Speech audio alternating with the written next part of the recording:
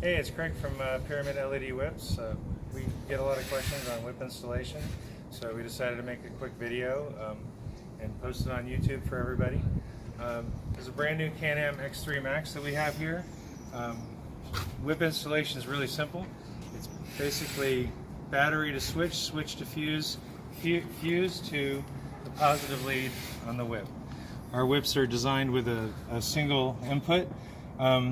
In this case, we had problems grabbing a ground off of the cage, so we took one of our clamps, and we'll put some pictures in, but we ground down the top here so it'd make a good ground here, and then we also ran a jumper from the back of the clamp to where the cage bolts in there. We decided on this car that we were going to use the SwitchPose 8100 model, and we like this unit because instead of running a separate fuse panel and for all of your switches, it's all concise. This is a little power module that they have, and a switch panel, which we'll show you up front, and then they come with all the wiring and battery harnesses and stuff like that. It made the installation really simple. So let me show you exactly what we did. We ran a dual battery system, and then down here where I'm pointing, that's the SwitchPose control power module. We ran all of our wiring up along this area here. We hooked the accessory wires of the SwitchPose in here, and our dual battery wires are here. We ran all that up, and here's the SwitchPose panel. Let's go back to the whip installation.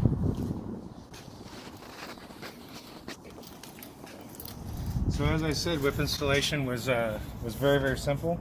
We've actually pre-run a lot of the wiring. We brought it through here into the cab to our SwitchPose unit. And then simply, I like to use bullet connectors for this installation. I used 2 bullet connectors, male and female. I put the male here. I just plugged the female into that. And then I just daisy chain one wire over to the next. And I plug it in like that. I'll wire tie that up later. The other thing that we found on this car, because it was having trouble pulling a ground, as I mentioned earlier, we ground off the top of the clamp here, and we ran this little jumper which gave us a ground to the clamp. To verify that you have 12 volts or more, you want to run a meter to the center pin of the base and to the outside here. That'll verify that you have the proper voltage that you're using. Anyway, we'll be doing some more videos later on pairing of whips and things like that, but thanks for your time. Hope you enjoyed the video.